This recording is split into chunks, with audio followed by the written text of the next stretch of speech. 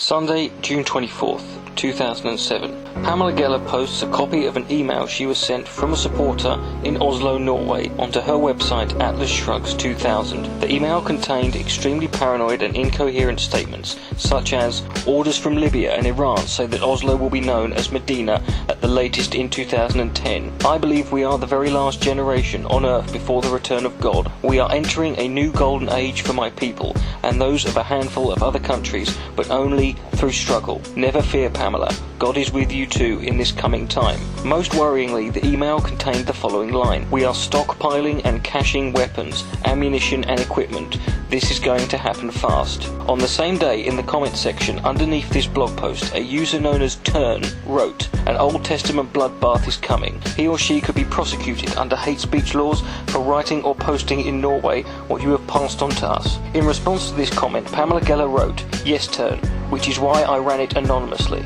This means that Pamela Geller knows who sent her this email, but she has chosen not to name them.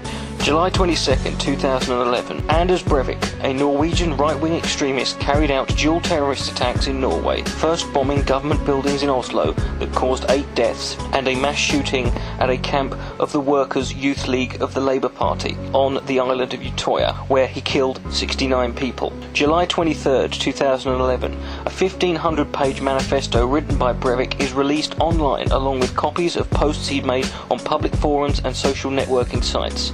Many prominent public figures are frequently mentioned by Breivik within his writings. One of these is Pamela Geller and her website. July 29th, 2011, Pamela Geller deliberately edits the 2007 email she posted on her website Shrugs 2000. She removes the line, we are stockpiling and caching weapons, ammunition and equipment. This is going to happen fast. Thankfully, this did not go unnoticed, and within a few hours, many blogs and multiple websites had posted articles exposing Geller. July 30th, 2011, Geller writes a blog on Shrug 2000 stating that she had removed the line from the post because, after the massacre in Norway last week, I removed the following sentence from the email, as I found it insensitive and inappropriate. She also states that the idea that I was scrubbing my archives or evidence, as many liars are suggesting, is a blatant lie. And the email was not written by Breivik, and contrary to popular leftist belief, not every Norwegian is Anders Breivik. She then accuses her critics, ironically, of using Orwellian propaganda,